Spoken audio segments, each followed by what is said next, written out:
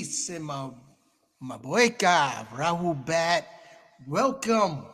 Here I am again. Well, I got some great surprise from you.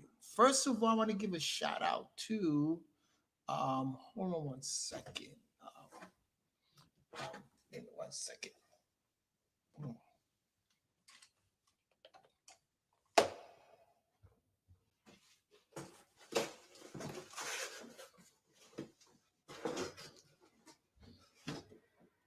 Okay, a shout out, and you'll see in a few minutes. A shout out to my brother Amtum Reyes Sanan Hatep for this beautiful crown, and you'll see in just in a few minutes. Okay, but let's get started. Let's get started.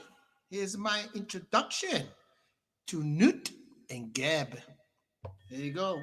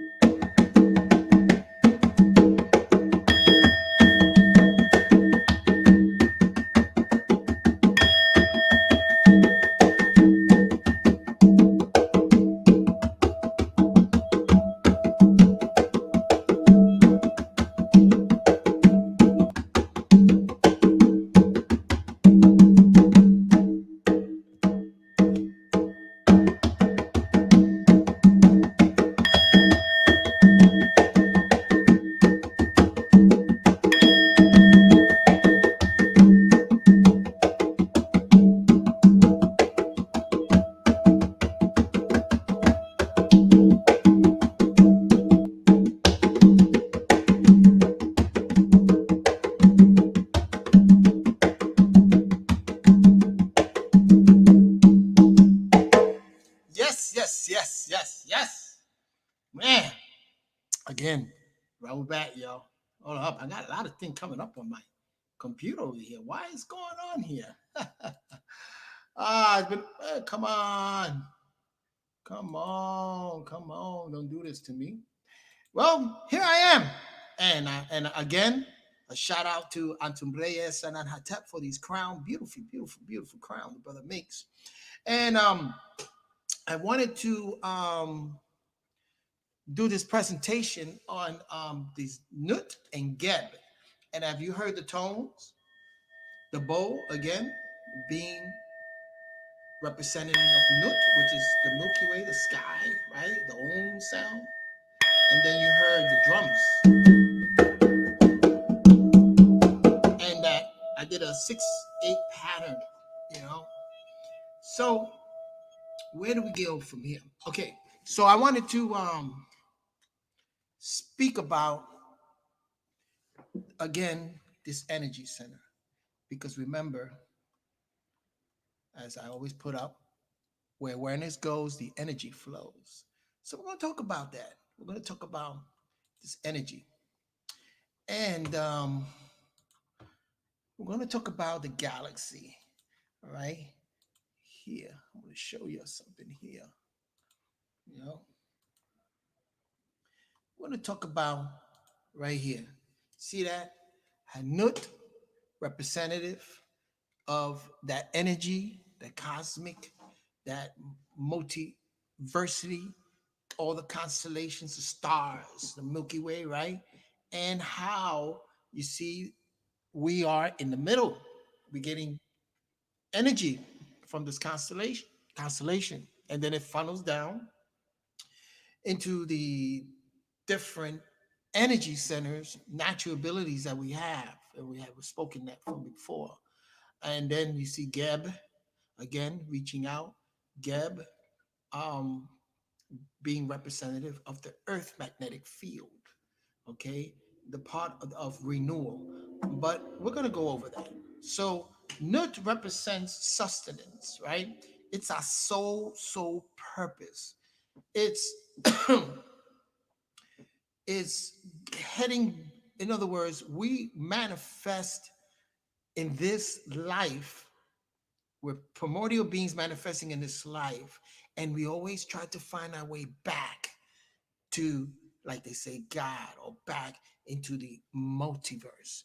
Okay, and it's a natural occurrence. It's a natural, and it's just what we're how we're made of. You know what I'm saying?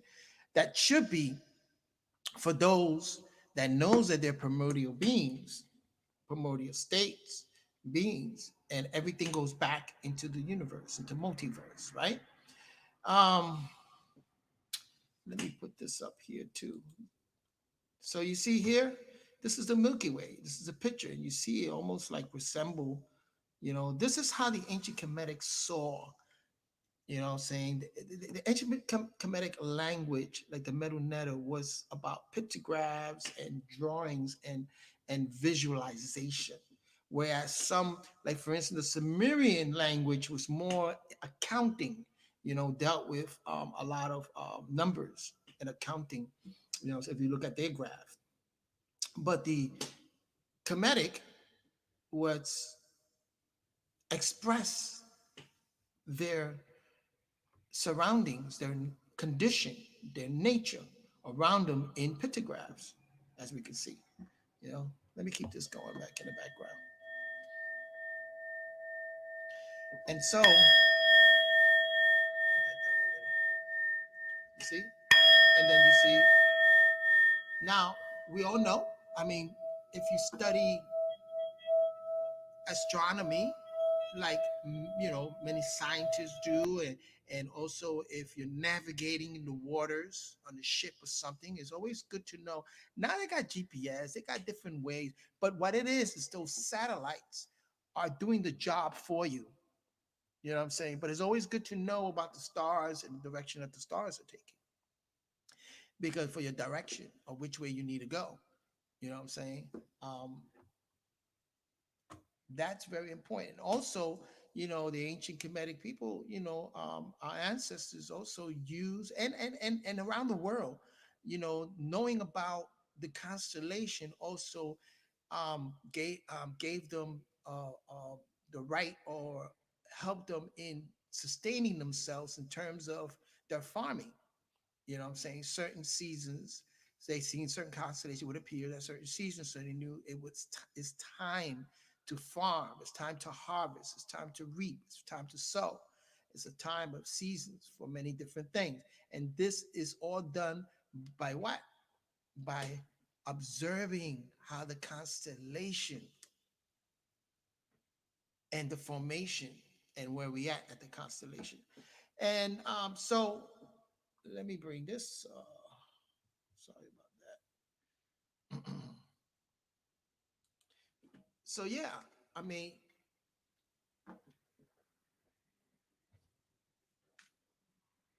I'm just trying to choose my words correctly here.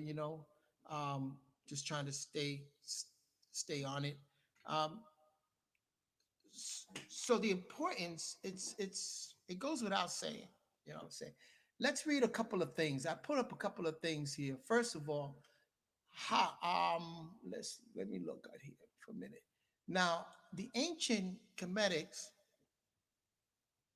there's an ancient city that's known as the, let me share my screen, share the screen, and share the screen. I'm going to share this with you. Here we go. Share this. Oh, we don't need that. Astronomy.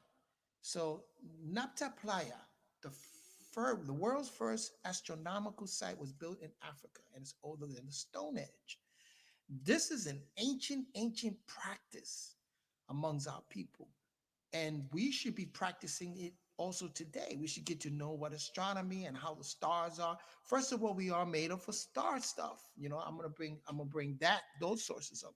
But here you have a 7,000-year-old stone circle and its track, the summer solstice and the arrival of the annual moon, the moon sun season is also the oldest known astronomical site on the earth. And this has been done for thousands of years, thousand years. Also, you see in Europe, they have the Stonehenge, with 35,000 megaths. And some of those also as astronomically aligned with the stones. You know, I'm just this is the introduction. I just wanted to bring these things up. You know what I'm saying? And we're gonna dig deeper, deeper, deeper into this. You know, um, dig deeper, deeper, deeper. So where let me see. Okay, I'm looking. All right.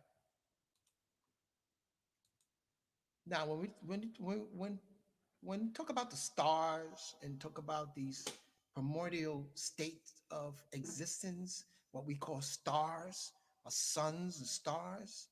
Um, Let me put this up. Share the screen. Let's read. I really got to get back into this. Okay, here we have it. If you can see this on the screen here. Okay. And so basically, star are big exploding balls of gases, now mostly hydrogen and helium. Our nearest star, the sun, is so hot that a huge amount of hydrogen undergoing constant star-wide nuclear reaction, like a hydrogen bomb. So it's constantly fusing, changing hydrogen to helium, and on and on. But it's getting the energy. Where's it getting this energy to do this?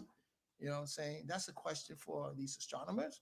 Now, even though it's constantly exploding in nuclear reaction, the sun and other stars are so large and have so much matter in them that it would take billions of years for the explosion to use up the fuel in the stars.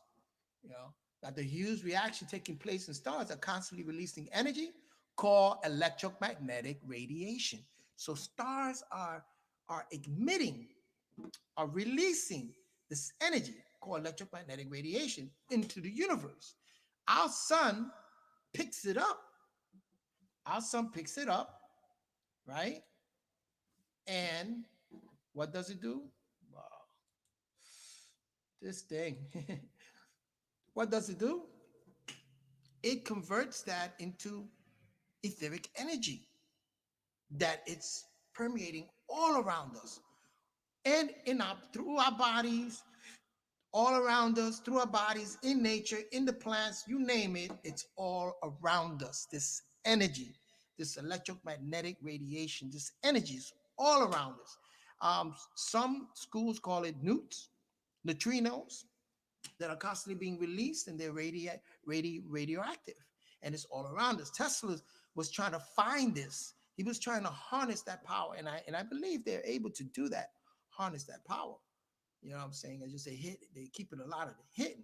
You never know. The scientific community has a lot, are pretty well advanced because they had an upper up on things, and they don't release a lot of the things that they're doing, because in ancient time, and just to say quickly, I just want to mention this quickly, but we're going in depth in depth some other time about in ancient.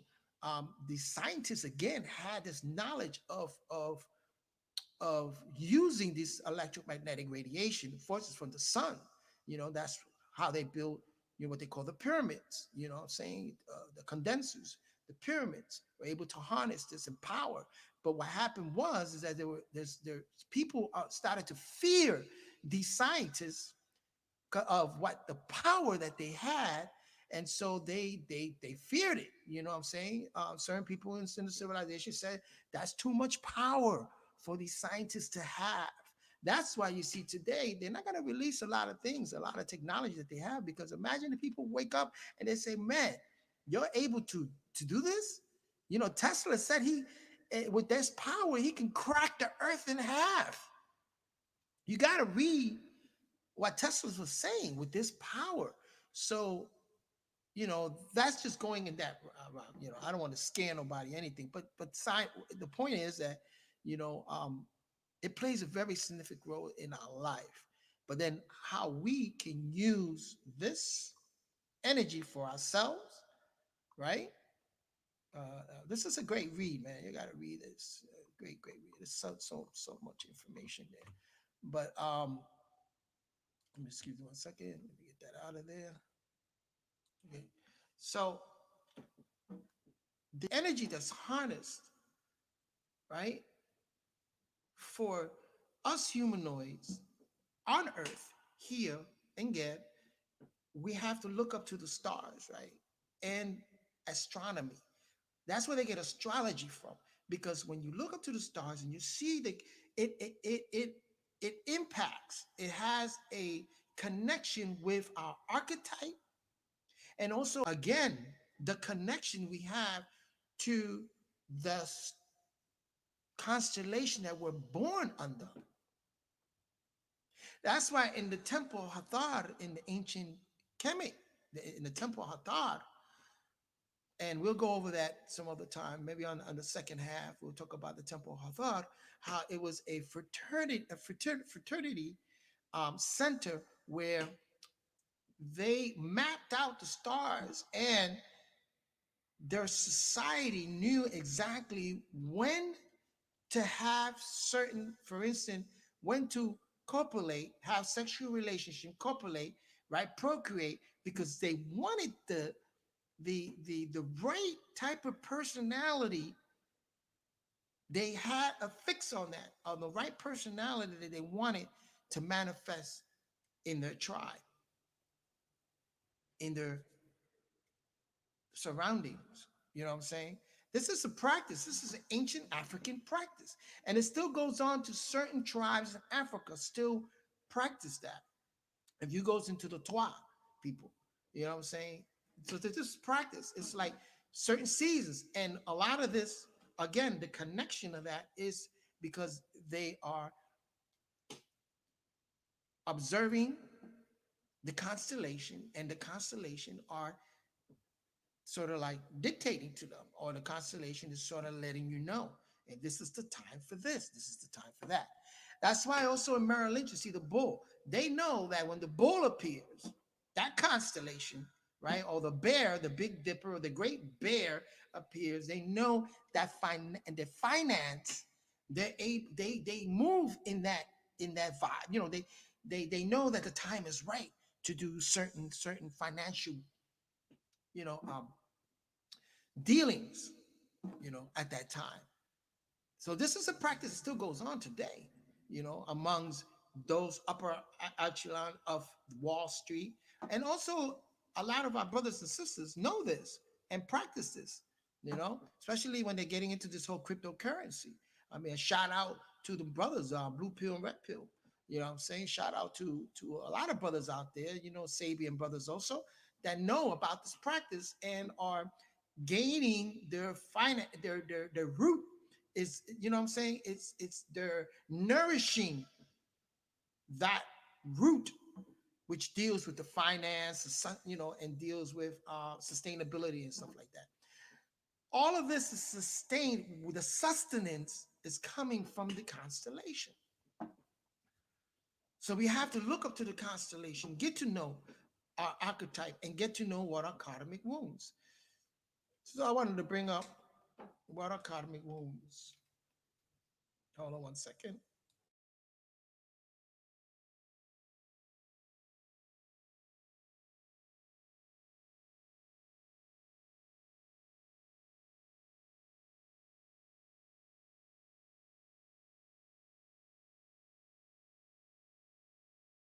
All right.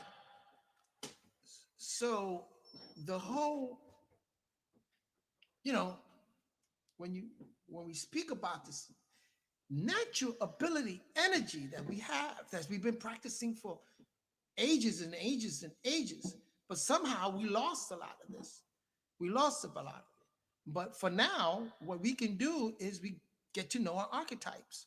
And I spoke about those archetypes and also healing the karmic wounds. Let me bring that up. Symptoms of karmic relationship. So there's a lot of healing. There's a lot of there's a lot of there is a lot of people out there healing. You know what I'm saying? That's going on. Shout out to all those healers out there. But when it's done in the right way, you know what I'm saying? We as Sabians or for those of you who I know personally, you know what I'm saying? Those of you who are going to be listening to this, I hope it just to reaffirm certain things and just get you, you know, to to to understand from another perspective. Okay. Let me share my screen for a minute here.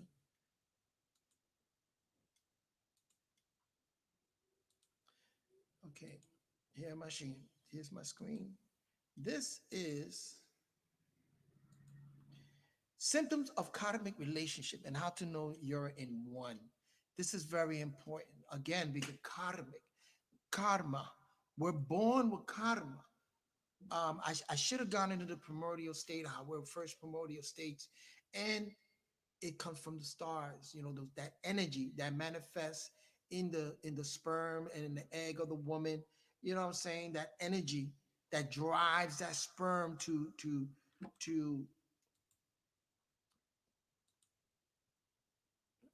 okay, I'm sharing it. Okay, that drives the sperm to penetrate the egg. You know what I'm saying?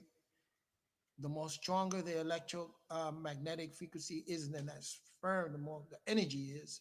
It has a better chance of what? Of penetrating it, and then you have what you call an explosion, right? Genetic material gets exchanged and so and so and so. But we don't need to go into that right now. We all know about that, right? Maybe one day we need to do something on that. But anyway, common relationship is a romantic bond that you okay.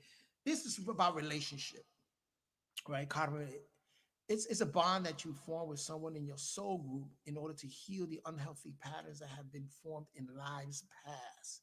Karmic patient relationships are the type of soulmate relationship that no one wants, but everyone has. And they are just one in the many types of soul connection you can have with another person. Now they can be difficult and feel emotionally taxing, abrasive, controlling, manipulative. They can heal lifetimes of imbalanced karma, stimulating transformational healing on all sizes. So here, when we get to know the relationship that we have with each other, right? And now, in terms of Geb, in terms of ancestral patterns and genetic blueprints, there's a lot of karma also that we have in the past life of our ancestors that we have acquired. You know what I'm saying? So we got to be truthful with each other. We got to be truthful, real with yourself, and find out what are those karma wounds that you have picked up. You know what I'm saying? This one is talking about in terms of relationship and how important that is. And this is when you, again, knowing your constellation, knowing your star chart, knowing all of this, and knowing how all of this can manifest, you get now to heal it. Take the step towards healing yourself. Again, navigating your energy, aligning your energy, because this is alignment time. We all know we're in the transformational, right? The conjunction and the alignment. So the solar systems are aligning themselves. So that means we should be aligning ourselves. So these questions are going to pop up. You know what I'm saying? Let me get rid of this for 1 second. I wanted to pull something else up. Um, um, oh, well, here.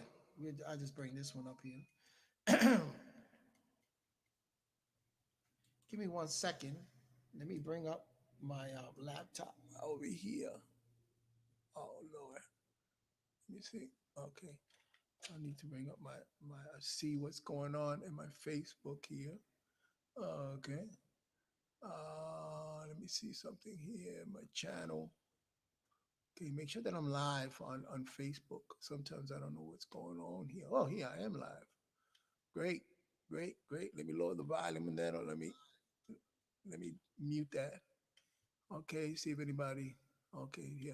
Okay, perfect, perfect. No one's on, but hey, it's always like that. I mean, I guess later on people see this. Okay, so where we at? I'm bringing up karmic wounds, right? Okay, working with karmic wounds. So let's bring that up. So these are one of the this is how you work with that particular star energy. Here you go. This is how we work with this particular star energy. Okay, and you know you know there's certain people. There are certain tools, divination tools that help measure a person's energy field. Crystals that. But now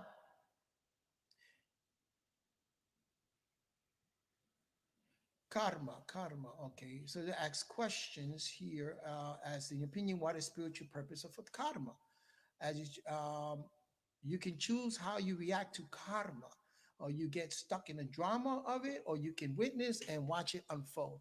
And I think that the purpose of karma is to evolve our souls. So again, our soul purpose, according to your constellation, and our sole purpose is to reach that that energy, is to harness that energy so that we get to heal those karmic wounds that are being transferred from genetically, and also from the planet genetics of this whole planet, in the constellation, and this whole planet. We're humanoids on this whole planet, and we also have acquired a karmic wounds also, because remember, you have primordial beings that were in the Sagittarius, in certain different constellations that that merged with this Milky Way constellation multiverse, right? And so it brought over those primordial beings over, and merged, right? The relationship between these primordial beings created karma situations. And then it manifests here on earth. When we're born, we manifest with certain karma that are either constellational karma and also earthly karma. Man, I'm sorry, this thing is still coming up. Oh, it's asking me 3 times. I don't know what's going on with that, but okay. So, this is a great read. So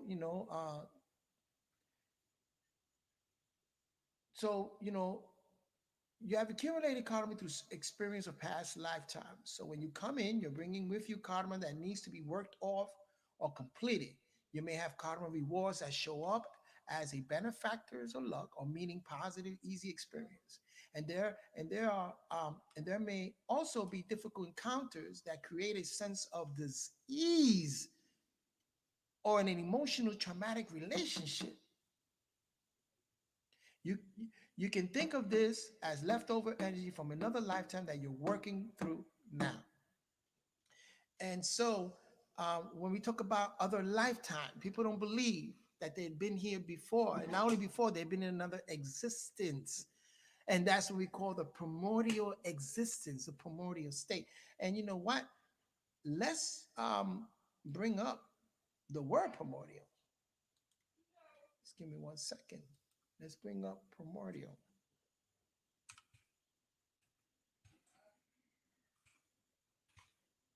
Primordial. Where are you? Is it? Did I spell it wrong? Let's see. Primordial.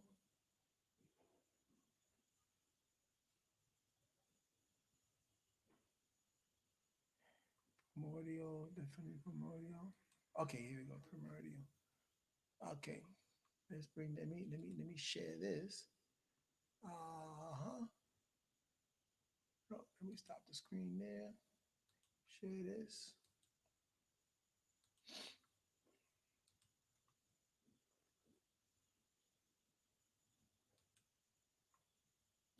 Is this the right one? Nope, this ain't the right one. Sorry, y'all. Huh? No, not the right one. Okay. Just give me a second. I'm trying to bring up. Oh man, it escaped me again. Here, let me try it again. Primordial.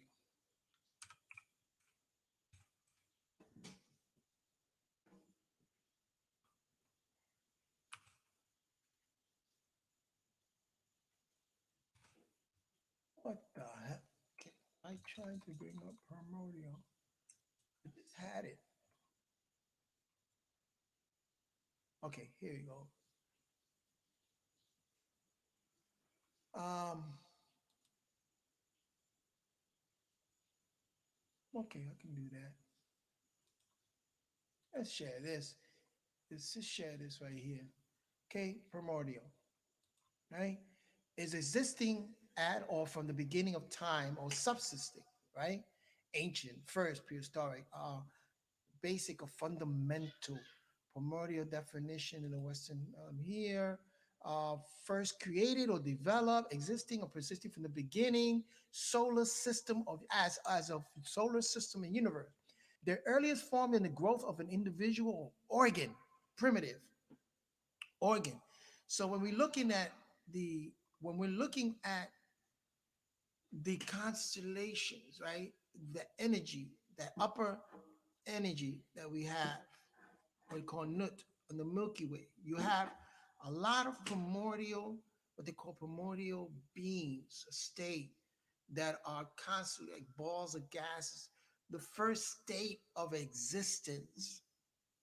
Well, we also had a state like that also, our first state of existence also. And the energy that we acquire from our parents, that energy, right, that we carry was passed on, right, from us. And that's the ability to move, the ability to have interaction with nature, with life, with this condition, right? To live is to move to burning, you know what I'm saying? A desire, a wanting to do something, a desire, a burning, an action, on and on and on. This energy, right, is an energy source coming from, again, the sun and the constellations. And these primordial beings we manifest here on this earth, where we were first primordial beings. We were first created and then we developed, existing, persisting in the beginning, the earliest form of growth of an individual and organ. So think about it. The primordial state, the first existing of an individual, an organ, the first existing of that energy was in the Milky Way, in the stars. And we're all part of that. You know, I don't know what else to tell you about that, but that we're all part of that. That when you look and you go deep and you see how all around nature, this is an occurrence in nature, and we're part of it. We're in it. We're in the all, and the all is part of us. You know, I should have said the affirmation. I'm sorry. Pretty soon I'll start going through the affirmations and from the Gold Book and stuff like that. But again, let me show this here. See this here? And if you see that this is the Dendera, this is an ancient Kemet, the Dendera, and you see on these are constant maps of the what they call the mitochondria, also connecting with the celestial, with the multiverse, those constellations. You see, this is the graph, this is the map that they use. This is the map that we still use to this day, if you're able to get to that point, you know? And then here shows more. Well, pretty soon I'll go into that some other time. But, you know, so this primordial state, oh, sorry, as it manifests, you know what I'm saying, and develops into what we call the fetus or humanoids. So remember, as is a primordial state and as it is in the Milky Way has been bombarded by other constellations, the Andromeda, Palladius, Andromeda. They have one called the Sagittarius, the Sagittarius one. There are and they collide. They're saying that in a couple of, I think, 1,000 years. I don't know. I'm going to get the article that there's another collision is going to happen.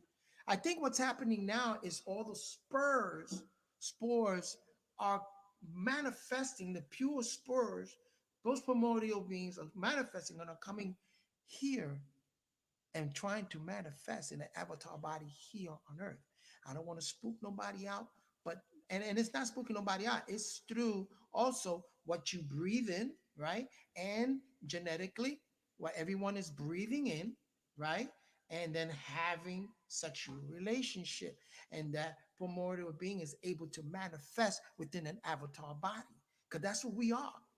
We are primordial beings. And we manifest in this avatar body.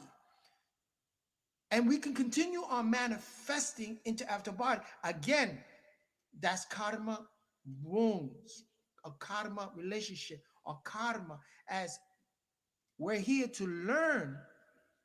Some of us are here to learn. Some of us are here to just, as a lesson. Some of us are here to complete certain things. Some of us are here to shed certain things in order to manifest in a higher state. This is going into life, life after life. You know what I'm saying? So, yes, we are this primordial being. All of us is what we are looking at. And us as primordial beings have picking up certain karmas from certain relationship or constellations. I don't know why this thing keeps doing that. But anyway, let me keep doing it. Stay on track here.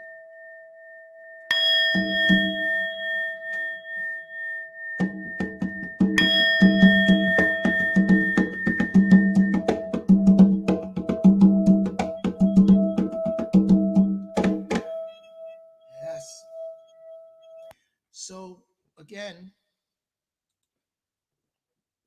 the Milky Way, Nut, our sustenance, where we get the sustenance, this energy from, right? And it manifests to the sun and on down to our bodies. Okay. And here's Geb. So you have the top, the sky, the womb, right? And then you got Geb, the earth magnetic field. So you have the constellational magnetic, electromagnetic radiation, and that goes funneled down into our bodies or throughout nature. It creates a condition. Nature is a condition. And so these primordial beings, these stars, manifest. Okay? During sexual relationship, the sperm, the energy has to go up into this here, and it grabs energy from the constellation, then comes back and then ejaculates into the woman. And the woman, in terms, also, she is the womb. She's taking in, and she also has. Remember, she also has her karma that she was also born with, because she also came from the same process. We all come from the same process. Our ancestors were deep, no doubt. Our ancestors were deep. Hmm.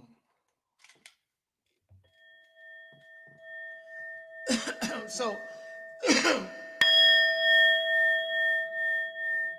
healing our karmic wounds is part of all this, right? We already looked it up. Healing these karmic wounds. It's a part of it. Oops, sorry. Right? What else is the simple practice of healing those karmic wounds? Let's look some up. And let's stop sharing that one. Share this one. Share that one. Share. Go here. And let me see. Oh God. Simple practice of healing karmic wounds. Here it goes. Okay. Simple practice. Okay. Relationships. That's why people get into astrology and relationship. This I more resonate with these people are Aries or Libra. That's astrology. But when you deal with astronomy and you get to know your star chart and you get to know your archetype, then you get to see in a relationship how you can deal with that relationship. You know what I'm saying? So from karmic standpoint, each relationship we have, whether it's an accidental one, like a colleague or at work, or intimate, like a parent or lover, is present in our life for some sort of healing. Even a random encounter like the grocer or bumping into someone on the street, there are no coincidence. Relationship give us many opportunities to learn how to be kind and compassionate, to release judgment on others, ourselves, to forgive. Some difficult relationships are also here to teach us how to love and honor ourselves, set healthy boundaries, and speak our truth. A lot of this deals with other the energy center that we'll get into that. But the point I wanted to make here is this releasing judgment on others, and we deal with morals and ethics. And I'm going to do a podcast with about moral and ethics at a later time. Um, you know, Maybe the next one I do about morals and ethics, because it's very important when you're dealing with karmic wounds. It helps when the more morals you have, the more ethics, the more you opt to heal certain karmic wounds. And it's not to be in a kumbaya moment, like I said. It doesn't mean, and like I said, and it says it over here also somewhere. It doesn't mean that you should sustain a person toxic relationship. It's not about that. It's not a kumbaya moment, anything like that. It's about when you set your boundaries and you know the time is right of how you are dealing with certain experiences. You know, Now, if you experience suffering in a relationship, then there is a possibility that you could have caused it unintentionally. You may have hurt the person in the past, or perhaps you have karmic contract with them where they are helping you learn and to heal something. If unresolved, this can turn into reoccurring spiritual patterns in your life. So some people, knowing about certain archetypes and certain personalities that even with a toxic person, that could be a learning experience for you. You know what I'm saying? Teaching you how to heal yourself or heal something about you. You know what I'm saying? Um, but again, it's not about kumbaya. Don't take no shit from nobody. Be for real. You know what I'm saying? It's just that recognizing this for yourself. Recognize this know thyself. Know these karma and deal with it. This is the sole purpose. This is again, get yourself the bowl. Resonate with that, just as a focus point, and get to know that when there's a lot of things happening in my life that I have the ability to correct. I have the power, the innate power in me to know it, recognize it, and connect with the true source.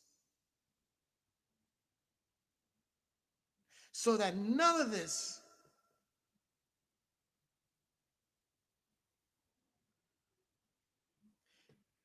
can cause me to lose it, you know, or cause me to reoccur a spiritual, uh, um, um, karmic, spiritual character personality. You know, in other words, don't take me out of me. You know what I'm saying? Don't give nobody the power for them to take you out of you.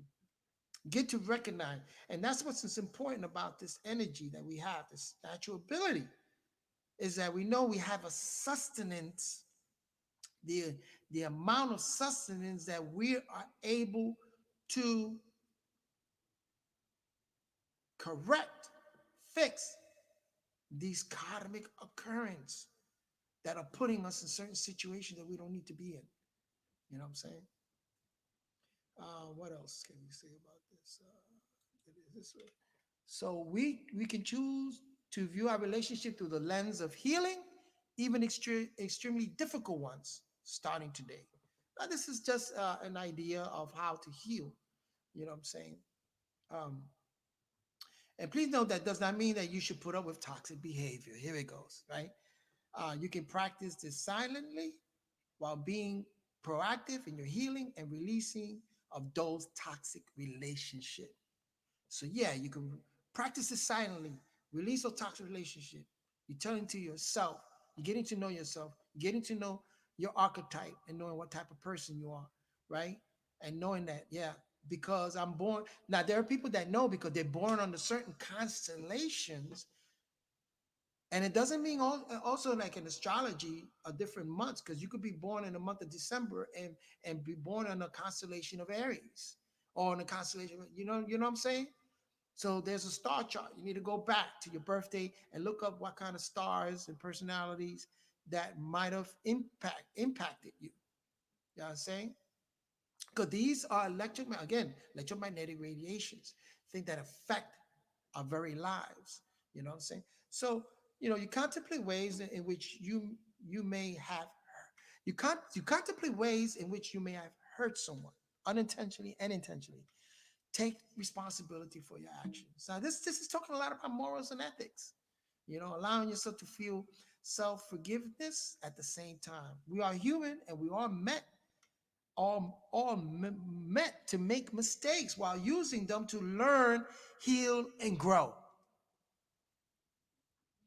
You know, and the Hawaiian practice called, I don't know how to pronounce that, but Ho'aponopono, which roughly translates to English, I'm sorry, thank you, I love you, please forgive me. There's a thing that people don't like to say sorry all the time. Don't be sorry, just don't do it again. But thank you. You know, hey, let me share something with you, because that's what love is. Love is about sharing your abundance, right? Let me share something with you, so please forgive me. Let me share my kindness with you. Let me share my being, my energy, part of my energy with you. This is a profound practice that can be used for anyone in any situation that triggers you, you know. So, Hawaiians are very deep into that. Like I said, many cultures understand about karmic wounds and archetypes and on the constellations and knowing birthright. You know what I'm saying? Lifting the child up to the constellation where they're born, right? And giving them a name because they're looking at the constellation. And you know what I'm saying? This is all a practice that's done. You know, we've lost a lot of these practices in this day and time. I know that. But for this conversation, for this time right now, it's just incumbent on us to know about karmic wounds and knowing that we could have gotten a lot of these wounds genetically from our ancestral patterns and genetic blueprints from our ancestry or DNA. And we also gotten a lot of it um, from the constellation that we're born. You know what I'm saying? When you deal with the constellation that we're born in those karmic wounds, that's more of a group, a humanoid thing. You know, but you can rise up from that. Now we're given the opportunity. The veil is being lifted. You know what I'm saying? All the solar, the solar system is being aligning itself so that it can give you a clear view. No mist, no veil is covering the sun. No veil is covering not the sun, but covering the center of the galaxy. We have a clear view now. The veil has been lifted. That's the time that we're living in right now. So we got to lift that veil from us and to see our karmic ways. What is it? Either what's holding us back or what's giving us our a chance to go forward. You know, this is a good read. You know, so you know, practice self-love, clear your inner blocks, increase your vibration, magnetism, date and attract your soulmate and healthy, joyful. But this is about dating, all right. But this is knowing about karmic, this is karmic relationship and stuff like that. I understand that. We spoke about the archetypes. You know, I could take you back to that, but I'll wait on that for part two. I'm not going to stay here too long. Just wanted to come on here. Again, shout out to the brother that made my crown, Antum Raya Sanan Hatap, and his mate KT. Beautiful people. Thank you very much. Um, and so, I mean, what have we discussed? Of how Nut, known as the celestial, the multiversity, the womb of this galaxy, the womb, we call the Milky Way. It's the womb, right? You see it over the night skies. And again, my Kemetic name is Kepler. That's the reason why I got this Kepler, right? And then the sun, the transformation.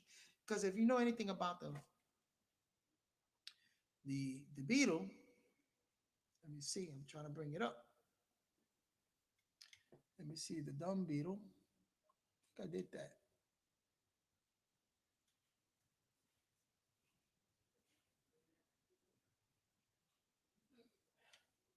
Well, here's another read. Since we're under the discussion, these are from an astrophysics. I wanted to bring this up before I end this. Let me see. Here. Galaxies, the cosmic cities of the universe, explained by astrophysics. You know, this is an astrophysics, is Sony book. Okay, and the Filter Institute. Okay, galaxies are a glittering city, massive metropolis full of stars, dust, gas, black holes, magnetic field, cosmic. And remember, we only see like 4% of what's happening out there. 96% is unseen to the naked, to the eye, even to the telescopes that they have. So separate for millions of light years, essentially nothing. Galaxies are incredibly isolated, each one island. Astronomers had identified three kinds of galaxies. You have the spiral, the ellipticals, and the irregulars. And the difference between those kinds of galaxies revealed their complicated histories. You know what I'm saying? So you have the build, this is another read. We won't go into that right now. Let me just get out of that. But anyway, just want to wrap it up a little bit here. So again, knowing your karmic being, what you manifesting, and those wounds, and healing that puts you more into connection with the source. When we do the work, we connect more with the source.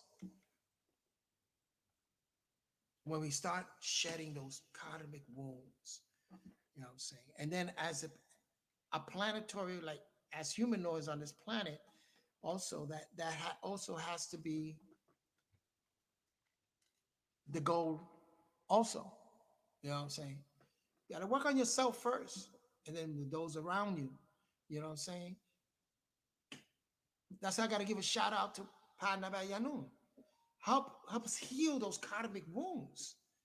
You know what I'm saying? That we are acquired from slavery and from different walks of life and some bombardment of the shadow self and so many things and able to clear it up.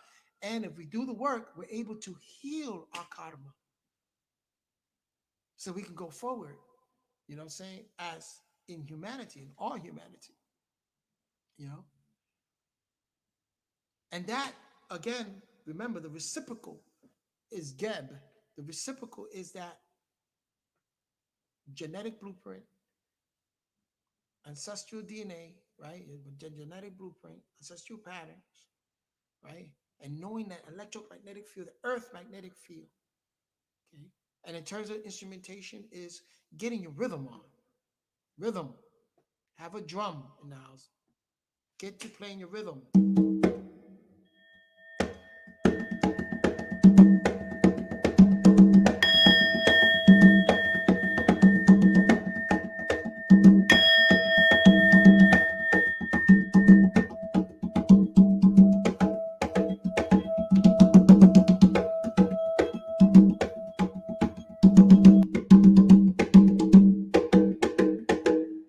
It's hard for me to play like this because the way I got the drums set up and with this headphones. But um, get a drum. Connect with the earth magnetic field with your rhythm. At the same time, you know what I'm saying? Get to know about grounding and anchoring yourself. You know what I'm saying? And as you anchor yourself, then you look at you're giving it sustenance. The multiversity has given us sustenance, energy that is harnessed into all of our body. Again, electromagnetic spectrums or electromagnetic radiations that's coming from those stars and it's funneled into our bodies. Anyway, I don't know. I just want to leave it there. Um,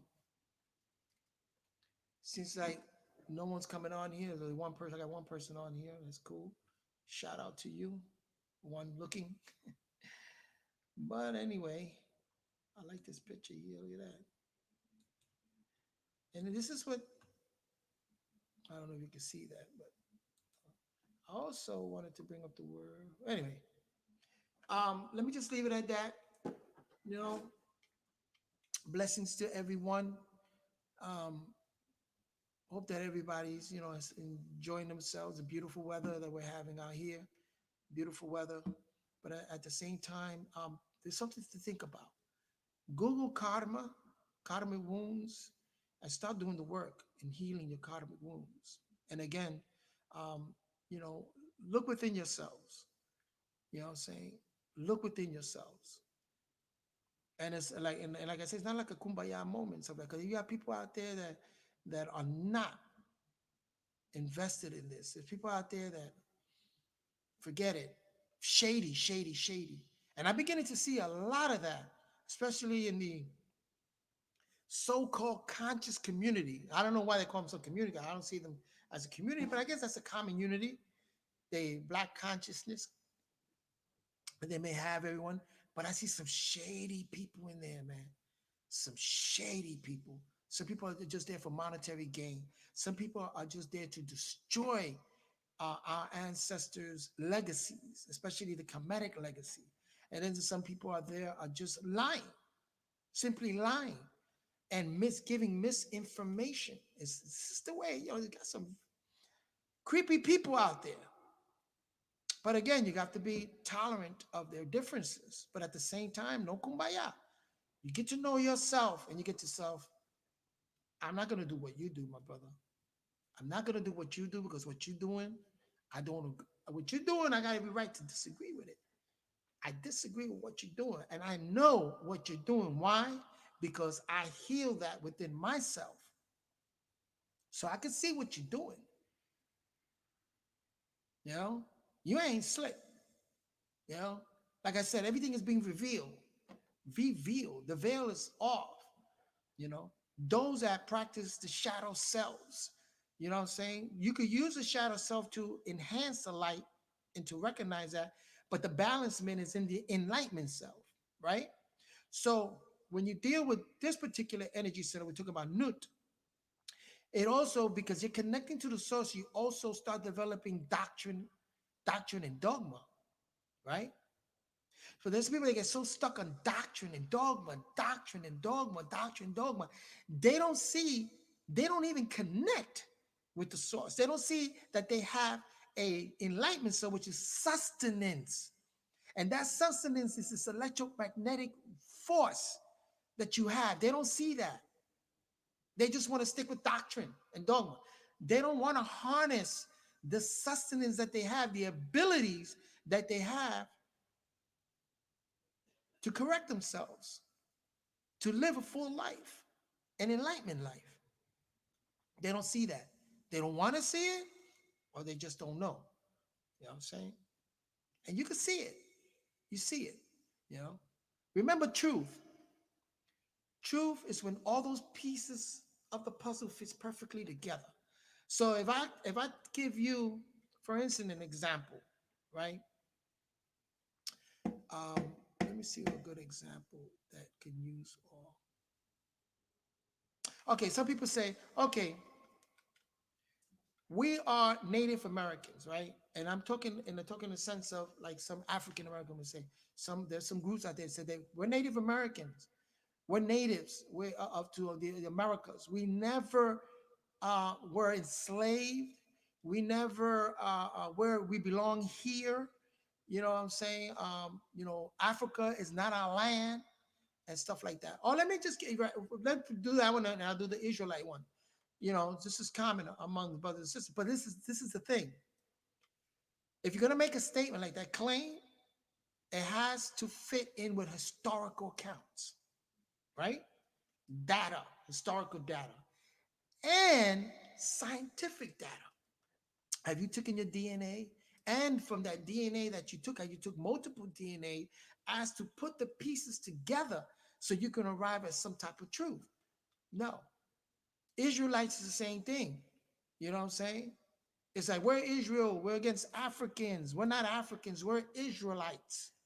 We came here on the ship, we're Israelites. We have nothing to do with Africa.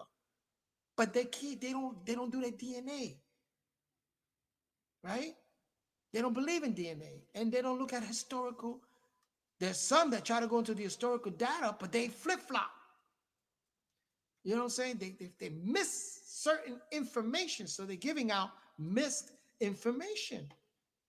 And I see it. I see it all, and I'm like, wow, this is really really creepy, creepy. And this all has been happening on YouTube. Imagine the conversations in public. This is very very creepy. People are just creepy, creepy, creepy. So I see it all. I see it all. You know what I'm saying?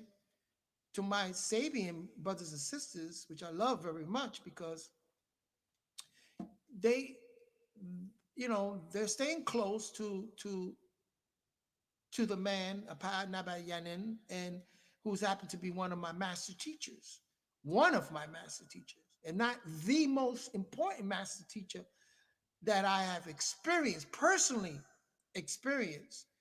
And they get a check from on my point because of that. You know what I'm saying? But then you have some that get stuck on so much on doctrine and dogma because that's what they wanted. I come giving you what you want, so you may know so you may want what you need. What you really need is to connect with your voice, is to get, align your inner selves, right? But they get stuck in doctrine and dogma and doctrine and dogma and doctrine and dogma, and they lose themselves in that. And a lot of times they'll leave, they get tired of it, they bombard themselves. And I hope when they do leave, that they leave in good standings, not like a lot of disgruntled individuals out there because they didn't get it. They got so much stuck in that particular that a doctrine and that dogma and that particular principle that they lost themselves. They lost themselves. And I'm hope that with these podcast broadcasts, I'm hoping we can bring some back, bring them back. In the terms, not bring them back, but align themselves with a true source. You know what I'm saying? Align themselves. And also has a lot to do with healing those karmic wounds. And the way you heal a lot of these karmic wounds is by practicing morals and ethics. Certain morals. You can align yourself by you know having tolerance for being honest, being truthful, speaking the truth. You know what I'm saying? For some people, that's hard to do. It's hard to do because they invested so much time in their particular doctrine in their school that it's hard. And I know it's hard for them to say, oh, let me take a step back. I've done it. I took a step back. I took a step back from Ansar. I took a step back from that doctrine. I took a step back because I had to see what I'm dealing with. I'm a human being. I got to see what am I dealing with here. And what can I extract from it that's beneficial to me, beneficial to everyone around me? And that's where I'm at. I want to make sure that it's beneficial to everyone around. Oh, sorry about that.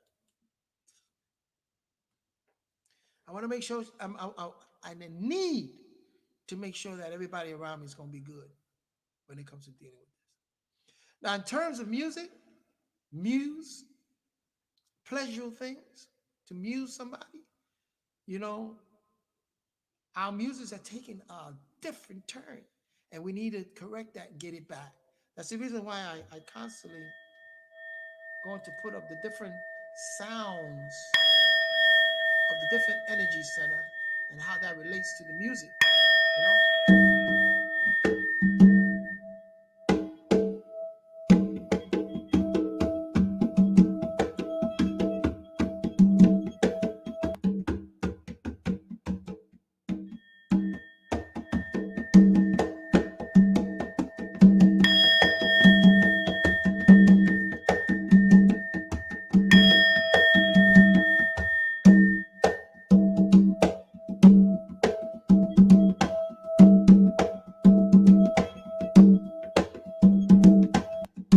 hold up.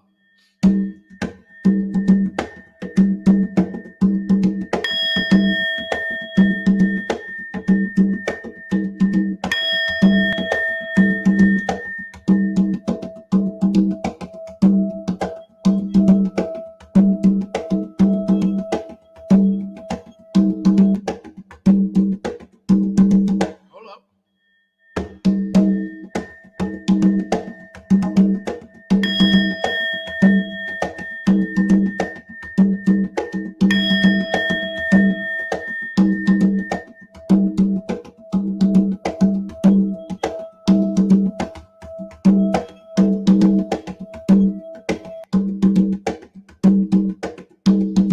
Hold up. I gotta keep pressing the button.